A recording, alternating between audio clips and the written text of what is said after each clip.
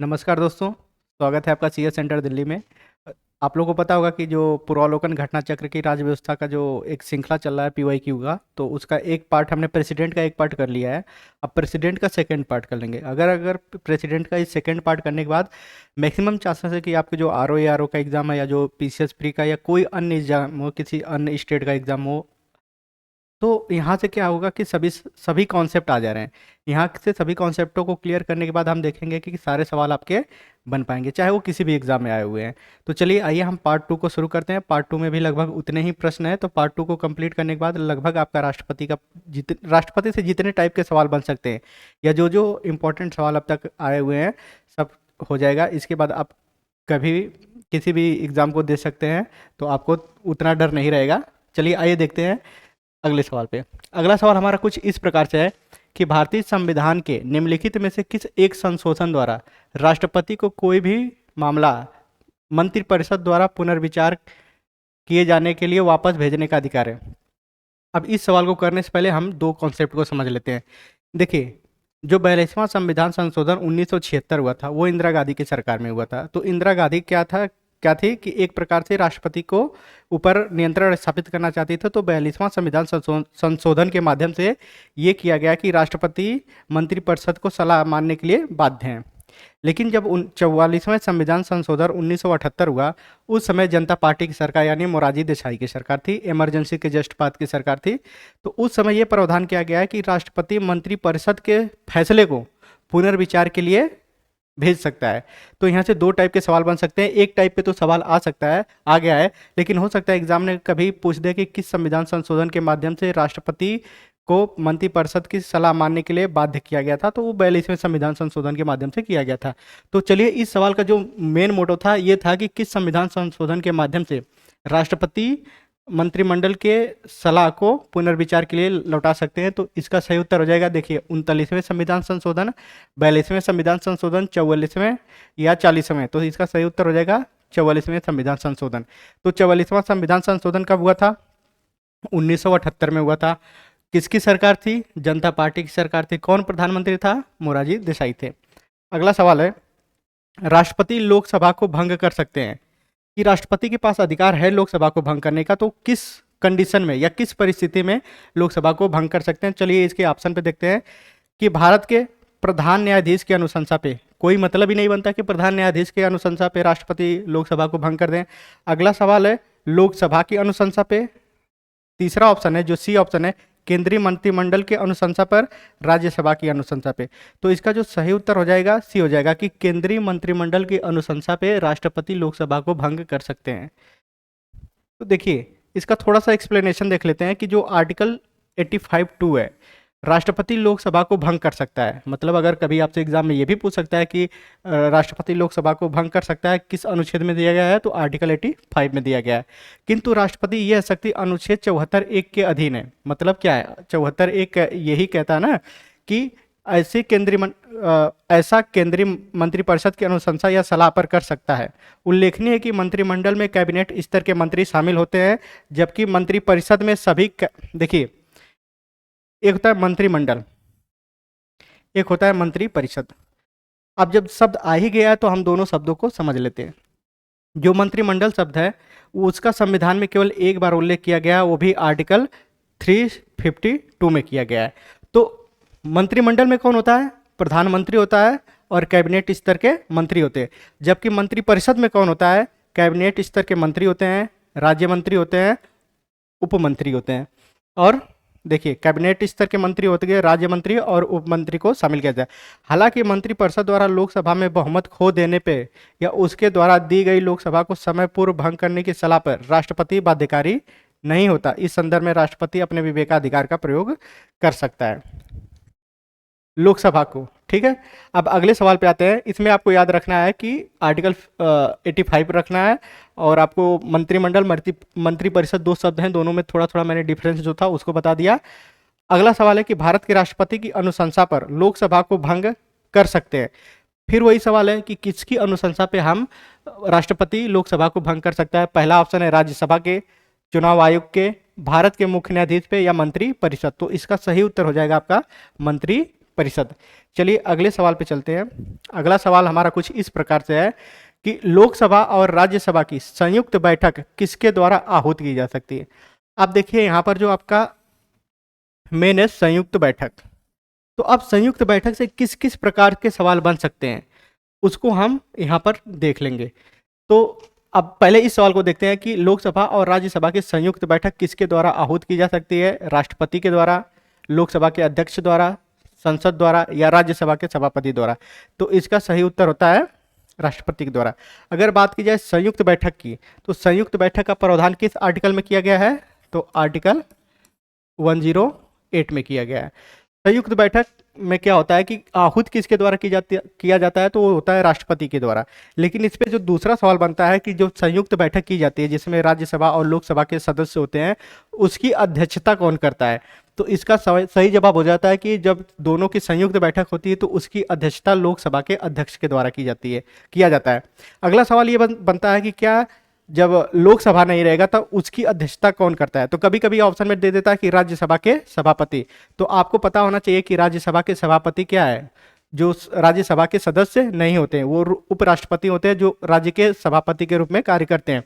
तो ये ऑप्शन वहीं गलत हो जाता है। सवाल आएगा, ऐसे भी आया होगा या फिर किसी एग्जाम में ये सवाल आया है। अगर लोकसभा के अध्यक्ष नहीं है तो कौन करेगा, लोकसभा के उपाध्यक्ष करेंगे। ठीक है, तो इस प्रकार से इस सवाल को हम दे सकते हैं कि संयुक्त बैठक के संबंध में क्या क्या प्रावधान है। चलिए अगले सवाल पे चलते हैं। हाँ, देखिए भारतीय संविधान के अनुच्छेद 108, अभी मैंने बताया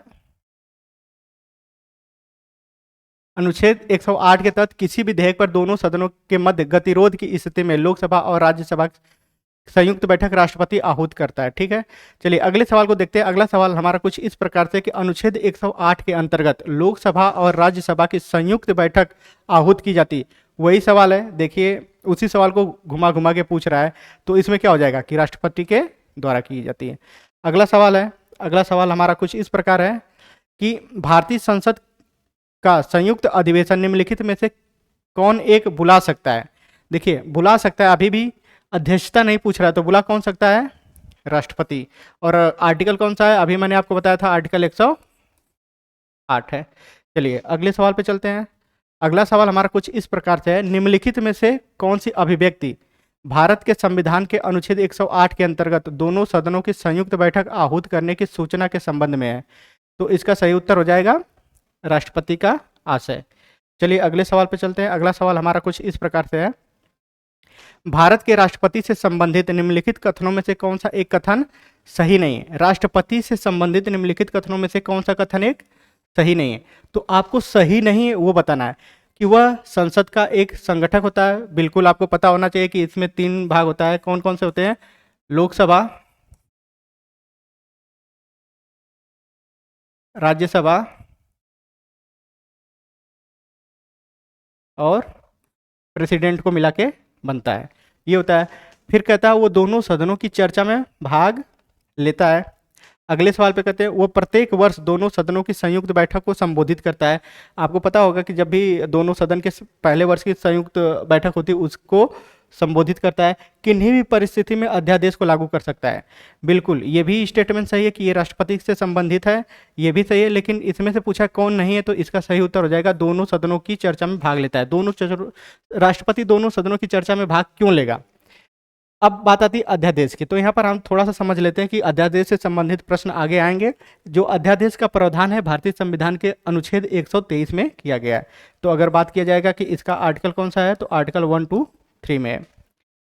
चलिए अगले सवाल पे आते हैं। अगला सवाल हमारा ये कथन और कारण वाला है। सवाल क्या है कि राष्ट्रपति संसद का भाग है। मैंने अभी जस्ट बताया कि संसद के 3 भाग होते, 3 संगठन होते हैं, लोकसभा, राज्यसभा और राष्ट्रपति को मिला के बनता है। तो राष्ट्रपति संसद का भाग है, तो कथन आपका तो सही है।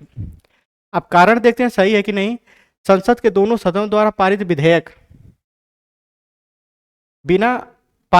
बिना राष्ट्रपति की स्वीकृति के कानून नहीं बन सकता। बिल्कुल सही है कि अगर कोई भी विधेयक है, अगर उसको संसद के दोनों सदनों द्वारा पारित कर दिया जाता है तब तक वो कानून नहीं बन सकता जब तक उस पर राष्ट्रपति अपना हस्ताक्षर नहीं कर देता। तो इसका क्या है, कथन और कारण दोनों सही है। और कथन कारण जो ए और दोनों सही है, और जो कारण है वो कथन का स्पष्टीकरण दे रहा है। तो इसका सही उत्तर क्या हो जाएगा? ए हो जाएगा। तो इस प्रकार आप चलते हैं अगले सवाल पे। अगला सवाल हमारा कुछ इस प्रकार से है कि एक विधेयक जो संसद में प्रस्तुत किया जाता है कौन सी प्रक्रिया के बाद अधिनियम बनता है? तो जब भी कोई विधेयक संसद के किसी भी सदन में पेश किया जाता है और जब दोनों सदनों द्वारा पारित किया जाता है, जब तक राष्ट्रपति उस पर अपना हस्ताक्षर नहीं करता तब तक वो अधिनियम नहीं बनता। तो आपको एक एक ही कॉन्सेप्ट याद रखना है। तो क्या है, जब वो संसद के दोनों सदनों के द्वारा पारित हो जाता है, राष्ट्रपति अपनी सहमति दे देता है, जब प्रधानमंत्री इस पर हस्ताक्षर कर देता है, जब सर्वोच्च न्यायालय इसे केंद्रीय संसद के अधिकार के क्षेत्र में होना घोषित करता है।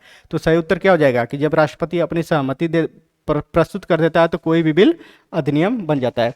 चलिए अगले सवाल पे चलते हैं। अगला सवाल हमारा कुछ इस प्रकार से है, क्या है कि भारत के राष्ट्रपति ने जिस एकमात्र मामले में अपने वीटो शक्ति का प्रयोग किया था वह था, अभी जैसे आपको पता है कि पेट का एग्जाम हुआ था, ये देखिए कहाँ पूछा है, इसी सवाल को एज इट इज उठा के वहां रख दिया था। पीवाईक्यू का यही मतलब है कि आप पीवाईक्यू को अच्छे तरीके से किए हैं तो किसी न किसी एग्जाम में वो आपको मिल ही जाएगा। यही सवाल आया था पेट के एग्जाम में कि भारत के राष्ट्रपति ने जिस एकमात्र मामले में अपने वीटो शक्ति का प्रयोग किया था वो कौन था? हिंदू कोड बिल, पेप्सो विनियोग विधेयक, भारतीय डाकघर संशोधन विधेयक, दहेज प्रतिषेध विधेयक। तो इसमें कौन था? भारतीय डाकघर संशोधन विधेयक। इस समय भारत के राष्ट्रपति कौन थे? तो ज्ञानी जैल सिंह उस समय क्या थे? भारत के राष्ट्रपति थे, जिन्होंने इस विधेयक को इस बिल पे अपना वीटो पावर यूज किए थे।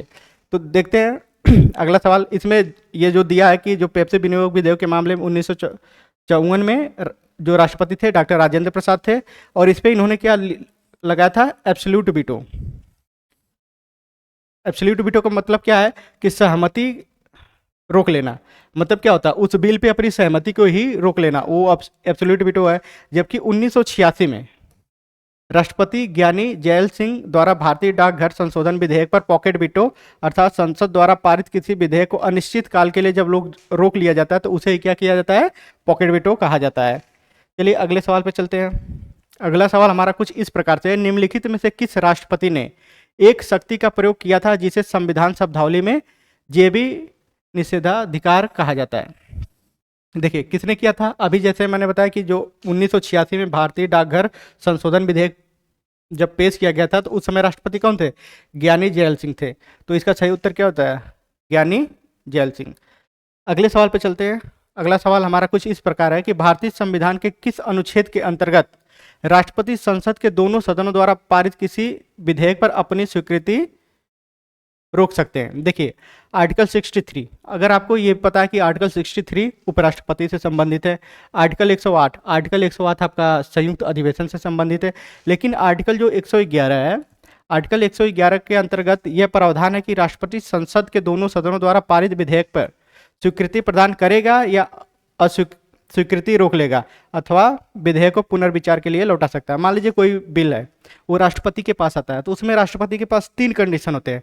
पहला क्या हो कि बिल को स्वीकार करे, दूसरा कंडीशन क्या है? बिल को अस्वीकार कर दे, तीसरा कंडीशन क्या है कि बिल को पुनर्विचार के लिए वापस कर दे। तो इसका सही उत्तर हो जाएगा अनुच्छेद 111। चलिए अगले सवाल पे चलते हैं। अगला सवाल हमारा कुछ इस प्रकार से है, जब कोई विधेयक संसद के दोनों सदनों द्वारा पारित कर दिया गया है तो निम्नलिखित में से किसको उस विधेयक पर अपनी अनुमति रोकने का अधिकार है? सिंपल चीज है कि जब दोनों सदनों द्वारा कोई विधेयक पारित कर दिया जाता है तो उस पर सहमति और असहमति या पुनर्विचार करने का अधिकार केवल राष्ट्रपति को। तो इसका सही उत्तर क्या हो जाना चाहिए? राष्ट्रपति को। अगला सवाल है, छत्तीसगढ़ पीसीएस में इसको करने का कोई मतलब नहीं है, केवल अपने स्टेट के एग्जामों को आप देखते हैं। चलिए आइए।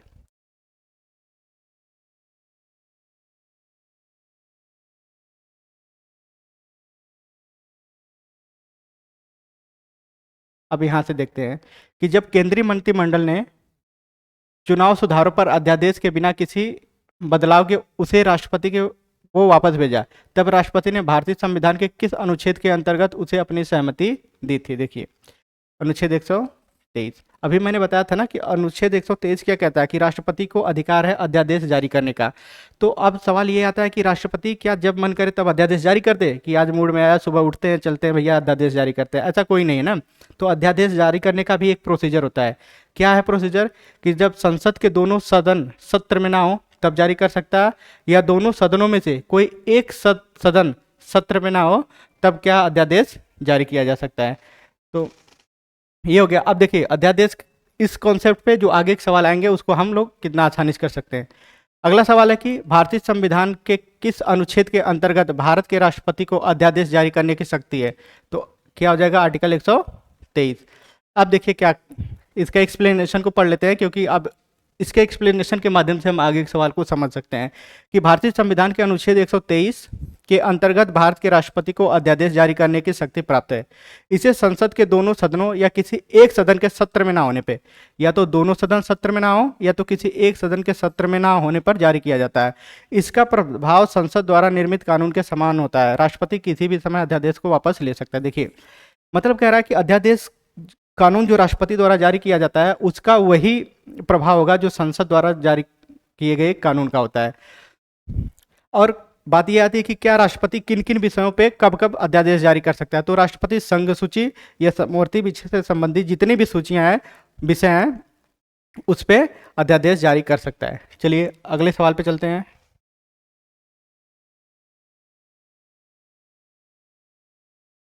अगला सवाल कुछ इस प्रकार से, ये अच्छा सवाल है, झारखंड पीसीएस में आया लेकिन अच्छा सवाल है कि राष्ट्रपति द्वारा जारी एक अध्यादेश संसद के सत्र शुरू होने के कितने समय तक रखा जाना आवश्यक है। देखिए अगर कोई भी अध्यादेश है, जब संसद के सदन शुरू होते हैं तो उसके 6 सप्ताह बाद क्या होता है कि वो रह सकता है। अगर 6 सप्ताह बाद उसे नहीं 6 सप्ताह से अधिक हो जाता है तो अपने आप क्या हो जाता है, समाप्त हो जाता है। अगला सवाल है, अगला सवाल कुछ इस प्रकार से, निम्नलिखित में से किन की नियुक्ति भारत के राष्ट्रपति द्वारा की जाती है। देखिए वित्त आयोग के अध्यक्ष, आपको पता है कि आर्टिकल 280 में वित्त आयोग का प्रावधान किया गया है, तो उसके अध्यक्ष की नियुक्ति कौन करता है? राष्ट्रपति। तो ये तो आपका सही है। दूसरा, योजना आयोग के अध्यक्ष। अगले पे चलते हैं, संघ राज्य क्षेत्र के मुख्यमंत्री। आपको लगेगा कि जो संघ राज्य क्षेत्र के मुख्यमंत्री हैं उनका नियुक्ति राष्ट्रपति नहीं करता, तो आपको पता है कि जितने भी यूटी हैं उनके मुख्यमंत्री का नियुक्ति कौन करता है? राष्ट्रपति। तो ये भी सही है। अब आता है एक सवाल कि योजना आयोग के उपाध्यक्ष। देखिए योजना आयोग के उपाध्यक्ष हो या नीति आयोग के उपाध्यक्ष है, इनकी नियुक्ति कौन करता है? प्रधानमंत्री। एक सवाल और आप लोग बताइए कि जो नीति आयोग के अध्यक्ष हैं वो कौन होते हैं, या नीति आयोग के अब तक कितने बार कितने अध्यक्ष बन चुके हैं? ये 2 सवाल हैं। तो इसका उत्तर क्या हो जाएगा आपका? अगर ऑप्शन 2 कट कर दिया जाए तो ये 2 ऑप्शन तो ऐसे ही कट गए, तो आपका ऑप्शन क्या हो जाएगा? सी वाला। 1 और 3 दोनों सही हैं। अगले सवाल पे चलते हैं। अगला सवाल कुछ इस प्रकार है, निम्नलिखित में से राष्ट्रपति किसकी नियुक्ति करता है? देखिए भारत का महान्यायवादी, आर्टिकल 76। आर्टिकल 76 में क्या कहता है कि भारत का एक महान्यायवादी होगा। ठीक है, तो इसकी नियुक्ति राष्ट्रपति द्वारा किया जाता है। नियंत्रक महालेखक परीक्षक, आर्टिकल 148, इसकी भी नियुक्ति कौन करता है? राष्ट्रपति करता है। राज्य का राज्यपाल, इसकी भी नियुक्ति कौन करता है? राष्ट्रपति करता है। तो इसमें सही उत्तर क्या हो जाएगा? उपरोक्त सभी। निम्नलिखित में से भारत का राष्ट्रपति किसकी नियुक्ति नहीं करता है? देखिए उपराष्ट्रपति तो एक संवैधानिक पद है, तो इसकी नियुक्ति राष्ट्रपति कैसे करेगा? प्रधानमंत्री की नियुक्ति करता है, राज्यपाल की नियुक्ति करता है, मुख्य निर्वाचन आयुक्त की नियुक्ति करता है। नहीं करता है तो किसका? उपराष्ट्रपति का। चलिए अगले सवाल पे आते हैं।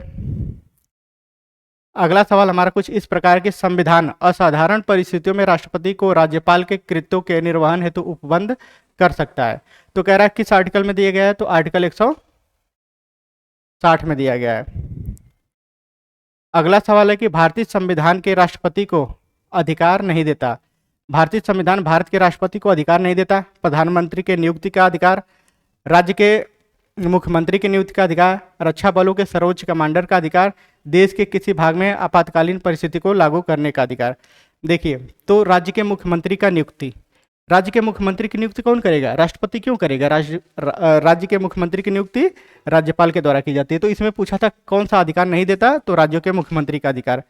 अगला सवाल है कि भारतीय संविधान का कौन सा अनुच्छेद राष्ट्रपति को उच्चतम न्यायालय से परामर्श करने की शक्ति प्रदान करता है? तो इसका आर्टिकल कितना है? आर्टिकल 143 थ्री, इस शब्द से तो आप लोग भली भांति परिचित होंगे। आर्टिकल 143। अगला सवाल है कि भारत के राष्ट्रपति की शक्तियों के बारे में निम्नलिखित में से कौन सा सही नहीं है। तो आपको क्या बताना है कि जो राष्ट्रपति की शक्तियां हैं उनमें से कौन सा एक सही नहीं है। क्या कि राष्ट्रपति को सर्वोच्च न्यायालय के परामर्श को स्वीकार करना चाहिए। देखिए अभी हमने क्या पढ़ा कि आर्टिकल 143 क्या कहता है कि राष्ट्रपति सर्वोच्च न्यायालय से परामर्श ले सकता है। तो क्या जो परामर्श लेगा क्या राष्ट्रपति मानने के लिए बाध्य है? तो इसका उत्तर होता है कि राष्ट्रपति उसे मानने के लिए बाध्य नहीं है। और एक सवाल ये भी आता है कि राष्ट्रपति अगर सर्वोच्च न्यायालय से परामर्श ले रहा है तो क्या सर्वोच्च न्यायालय परामर्श देने के लिए बाध्य है? तो वो भी परामर्श देने के लिए बाध्य नहीं है। लेकिन जब मामला राष्ट्रीय हित का हो या किसी संधि से संबंधित हो तो उस कंडीशन में सर्वोच्च न्यायालय को परामर्श देना ही पड़ेगा। तो इसका सही उत्तर क्या है कि सर्वोच्च न्यायालय द्वारा राष्ट्रपति को सर्वोच्च न्यायालय के परामर्श को स्वीकार करना चाहिए। अगला क्या है? आपातकालीन शक्तियां।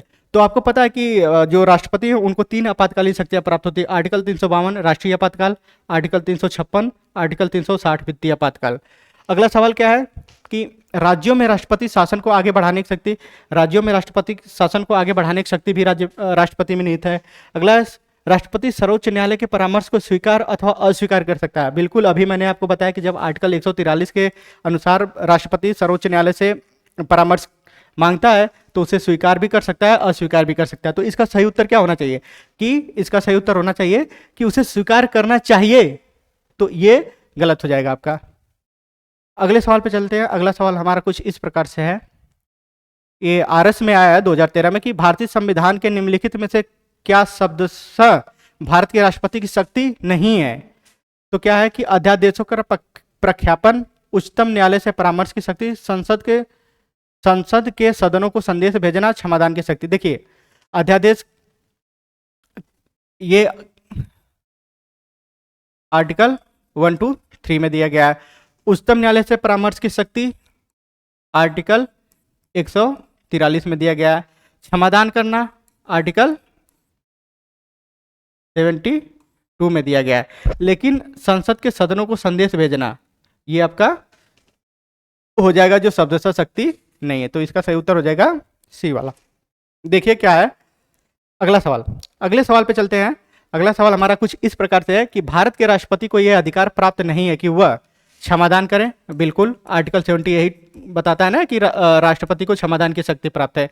सर्वोच्च न्यायालय के न्यायाधीश को हटाए, आपातकाल की घोषणा करे, जैसे मैंने आपको बताया कि 3 आपातकाल आर्टिकल 352 होता है, 356 होता है, 360 होता है। 3 आपातकालीन शक्तियां हैं। अध्यादेश जारी करे आर्टिकल 123, ये भी। तो क्या है कौन सा अधिकार प्राप्त नहीं है? तो सर्वोच्च न्यायालय के न्यायाधीशों को हटाए, ये अधिकार नहीं प्राप्त है। इसके लिए क्या प्रोसीजर है देखिए, इसका थोड़ा सा एक्सप्लेनेशन देख लेते हैं कि अनुच्छेद 124 के खंड 4 के अनुसार सर्वोच्च न्यायालय के किसी न्यायाधीश को उसके पद से तब तक नहीं हटाया जाएगा जब तक साबित कदाचार या असमर्थता, ये 2 शब्द हैं जिनके आधार पर ही न्यायाधीश को हटाया जाता है। ठीक है। संसद के प्रत्येक सदन द्वारा अपनी कुल सदस्य संख्या के बहुमत मतलब क्या होता है 50+1 होता है, उपस्थित और मतदान देने वाले सदस्यों में से कम 2/3 बहुमत द्वारा समर्थित समावेदन राष्ट्रपति के समक्ष उसी सत्र में रखे जाने पर राष्ट्रपति उसे पद से हटाने का आदेश नहीं दिया जाता।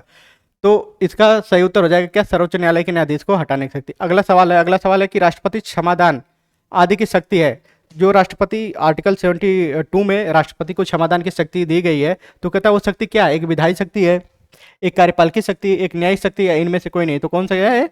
न्यायिक शक्ति है। तो इसमें आपको एक चीज और याद रखना कि किस आर्टिकल में दिया गया है? आर्टिकल 72 में दिया गया है। अगला सवाल क्या है? अगला सवाल हमारा कुछ इस प्रकार से है कि क्षमादान प्रदान करने की शक्ति में क्या सम्मिलित नहीं है। देखिए क्षमा तो करता है, परिहार करता है, प्रविलंबन करता है, लघुकरण करता है, विराम करता है, लेकिन रोक और निरंतरता ये दोनों शामिल नहीं है। तो इसका ऑप्शन क्या हो जाएगा? ऑप्शन ये हो जाएगा कि कौन सा नहीं करता है तो रोक। अगला सवाल हमारा पीसीएस मेंस 2006 में आया है कि निम्नलिखित में से किस प्राधिकार भारत के राष्ट्रपति को प्राप्त है। कि मतलब कौन कौन से प्राधिकार भारत के राष्ट्रपति को प्राप्त है ये हमें बताना है। तो वास्तविक और लोकप्रिय, औपचारिक और विधिक, राजनीतिक और नाममात्र, संवैधानिक और नाममात्र।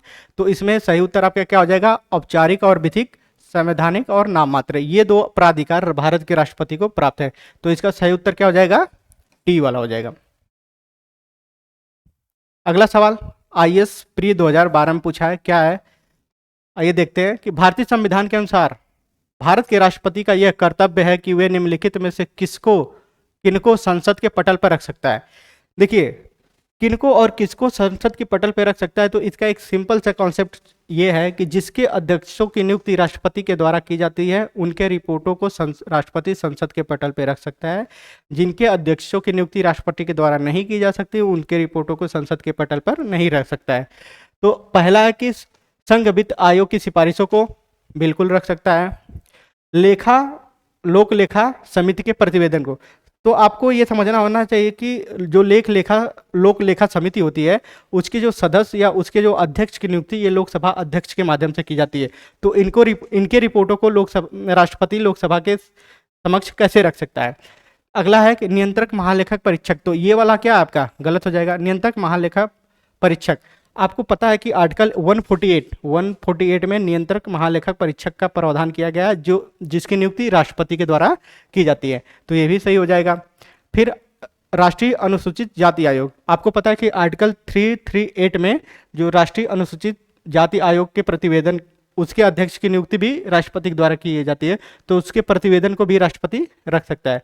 तो ये भी सही हो जाएगा। तो देखिए, कूट के आधार पर इसको चुनना था, तो क्या हो जाएगा? 2 वाला आपका गलत हो जाएगा।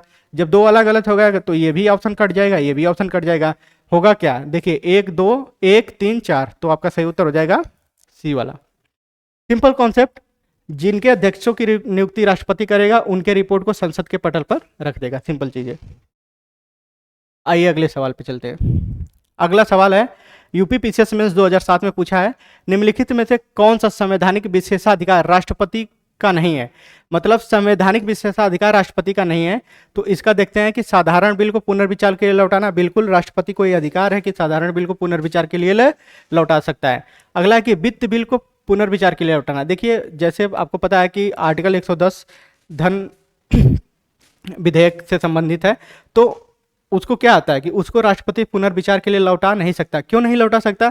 क्योंकि जो धन विधेयक है वो हमेशा लोकसभा में प्रस्तुत किया जाता है, लेकिन वो राष्ट्रपति से पूर्व अनुमति के बाद ही लोकसभा में प्रस्तुत किया जाता है, इसलिए उसे वापस नहीं लौटा सकता। लोकसभा को भंग करना यह भी उसका विशेषाधिकार, प्रधानमंत्री की नियुक्ति करना यह भी हो। तो सही उत्तर क्या हो जाएगा कि वित्तीय बिल को पुनर्विचार हेतु लौटाना, आर्टिकल 110, ये आपको याद रखना है। अगला सवाल कुछ इस प्रकार से है, निम्नलिखित में से किस भौगोलिक क्षेत्र को अनुसूचित घोषित करने का संवैधानिक अधिकार किसको है। देखिए, पूरे भारत में या किसी राज्य में या किसी राज्य के छोटे से विभाग को अगर अनुसूचित क्षेत्र घोषित करना है तो इसका अधिकार केवल और केवल किसको प्राप्त है? राष्ट्रपति को। सही उत्तर आपका क्या हो जाएगा? राष्ट्रपति को। चलिए अगले सवाल पे चलते हैं। अगला सवाल हमारा कुछ इस प्रकार से है, एमपी पीसीएस प्री 1998 में है कि संसद के लिए राष्ट्रपति का अभिभाषण कौन तैयार करता है? स्वयं राष्ट्रपति? नहीं। लोकसभा अध्यक्ष? नहीं। राज्यसभा सभापति? नहीं। केंद्रीय मंत्रिमंडल, जो केंद्रीय मंत्रिमंडल है वही उनके अभिभाषण को तैयार करता है। भारत के प्रथम राष्ट्रपति राजेंद्र प्रसाद किस राज्य से संबंधित थे? तो ये कोई बताने वाली बात है नहीं, बिहार। अगला देखिए, बीपीएससी 2001 में पूछा है, स्वतंत्र भारत के प्रथम राष्ट्रपति कौन थे? स्वतंत्र भारत के प्रथम राष्ट्रपति थे, कहाँ से थे? बिहार से थे। 2 अवधि के लिए भारत के राष्ट्रपति कौन थे? सबको पता है, एक ही बार बने, एक ही राष्ट्रपति हैं जो अब तक 2 बार राष्ट्रपति के रूप में कार्य किए हैं, और डॉक्टर राजेंद्र प्रसाद रहे हैं। चलिए अगला सवाल क्या है कि भारत के चौथे राष्ट्रपति थे। ये देखिए यूपी पीसीएस प्री 1994 में पूछा है। तो देखिए, यूपी पीसीएस में ना सही तो कहीं ना कहीं ये सवाल आ सकता है कि यूपी से जितने भी छोटे एग्जाम हो रहे हैं उन एग्जामों में ये सवाल आ सकता है। तो चौथे राष्ट्रपति कौन थे? देखिए, अब बात आती है श्री बीबी गिरी, एस राधाकृष्णन, जाकिर हुसैन, फखरुद्दीन अली अहमद। तो आपको पता कौन सा है? बीबी गिरी हैं। अब देखिए, एस राधाकृष्णन जो थे भारत के प्रथम उपराष्ट्रपति एवं दूसरे राष्ट्रपति थे। और जाकिर हुसैन की बात कर लें तो जाकिर हुसैन तीसरे राष्ट्रपति थे। तो ऑप्शन को आप देखते चलिए, जो ऑप्शन में नाम दिए गए हैं, आप क्या ऐसे सवाल आ रहे हैं, तो ऐसे सवालों को क्या है, हर ऑप्शन पे जो नाम दिए हैं अगर आप इन्हीं को तैयार कर लेते तो आगे भी कई, अगर थोड़ा सा चेंज करके भी सवाल आता है तो आप उसको करने में सक्षम रहेंगे। अगला सवाल है कि सर्वसम्मति से निर्वाचित भारत के राष्ट्रपति थे। देखिए, नीलम संजीव रेड्डी भारत के एक ऐसे राष्ट्रपति थे जो निर्विरोध निर्वाचित हुए थे। तो आपका सही उत्तर क्या हो जाएगा, एन संजीव रेड्डी। अगर पूछा जाए कि इनका कार्यकाल कब था, तो 1977 से 82 तक थे। अगला सवाल है कि भारतीय राष्ट्रपति सर्वसम्मति से चुने जाने का अभी तक एकमात्र उदाहरण है। तो इसका क्या उत्तर हो जाएगा, एन संजीव रेड्डी। तो इसका सही उत्तर हो जाएगा नीलम संजीव रेड्डी।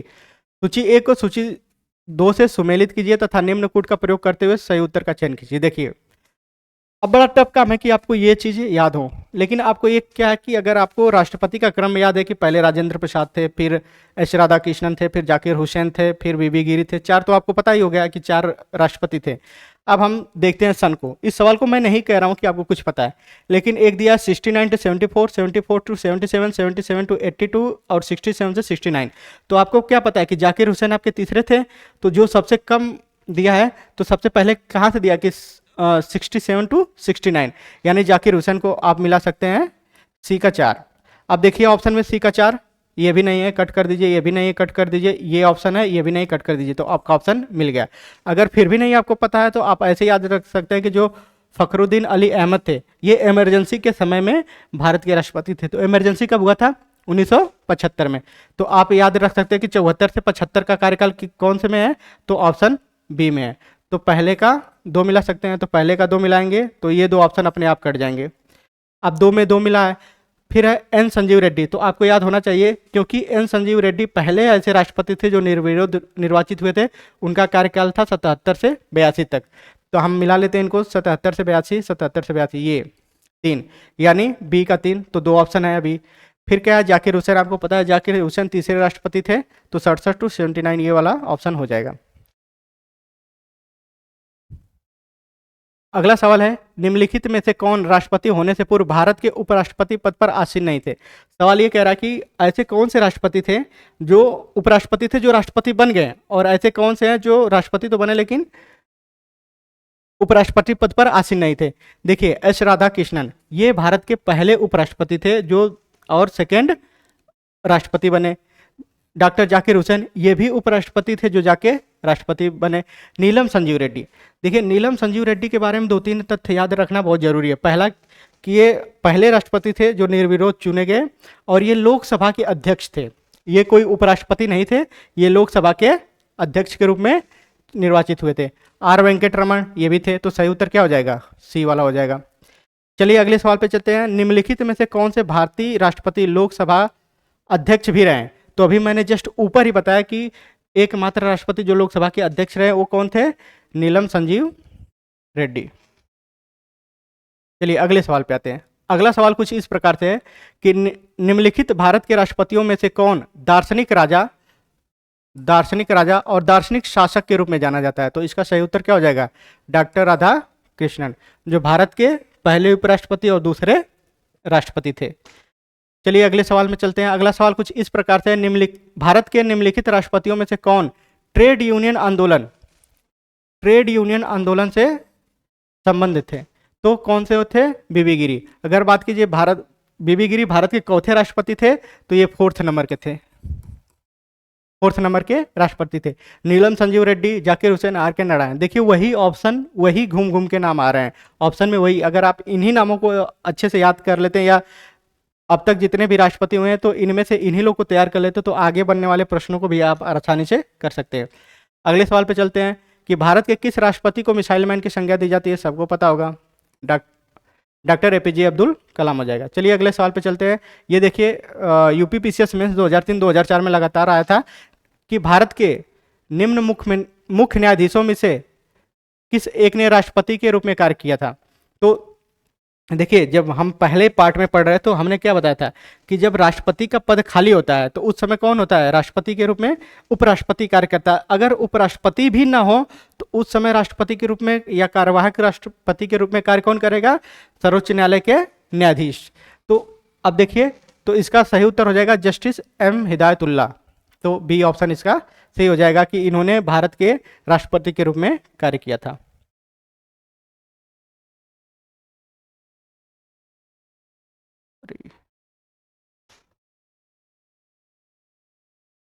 अब देखिए कौन असंगत है, राजेंद्र प्रसाद ये भी राष्ट्रपति थे, राधा कृष्णन ये भी राष्ट्रपति थे, जाकिर हुसैन ये भी राष्ट्रपति थे, जवाहरलाल नेहरू ये क्या थे, भारत के प्रधानमंत्री थे। अच्छा, जैसे मैंने इधर सही टिक किया तो इसका मतलब नहीं कि ये ऑप्शन सही है। कौन असंगत है, तो जवाहरलाल नेहरू इसमें हो जाएगा। अब देखिए, इस सवाल को कोई पूछने का मतलब नहीं है, लेकिन क्योंकि उनके कार्यकाल के दौरान ही ये मुझे लगता है पूछा गया होगा। श्रीमती प्रतिभा प्रतिभा पाटिल भारतीय गणतंत्र के प्रथम राष्ट्रपति के रूप में क्रम था, तो उनका कौन सा क्रम था, 12वां क्रम था। भारत के पूर्व राष्ट्रपतियों में से निम्नलिखित में से कौन बिहार के राज्यपाल रह चुका था, इसका सही उत्तर हो जाएगा डॉक्टर जाकिर हुसैन। अगले सवाल पे चलते हैं कि निम्नलिखित में से कौन राष्ट्रपति सर्वोच्च न्यायालय में उपस्थित हुए थे जब सर्वोच्च न्यायालय ने राष्ट्रपति के निर्वाचन विवाद की सुनवाई कर रहा था, तो इसका सही उत्तर हो जाएगा बीवी गिरी हो जाएगा। अगला सवाल है कि राष्ट्रपति भवन का डिजाइन किया गया था, तो किसके द्वारा किया गया था, एडविन लुटियंस के द्वारा किया गया था। तो दोस्तों, ये हमारा राष्ट्रपति का जो सेकेंड पार्ट था यहाँ कंप्लीट होता है। अब इसी के क्रम में हमारा जो अगला नेक्स्ट चैप्टर होगा पूर्वालोकन घटना चक्र का, वो होगा उपराष्ट्रपति के रूप में। तो इसी क्रम में हम इस सीरीज को जारी रखेंगे। आप लोग से निवेदन है कि चैनल को सब्सक्राइब कीजिए, शेयर कीजिए, लाइक कीजिए, और जहाँ तक शेयर हो सकता है शेयर कीजिए, ताकि हम इसी प्रकार से अन्य सीरीजों को ला सके। धन्यवाद।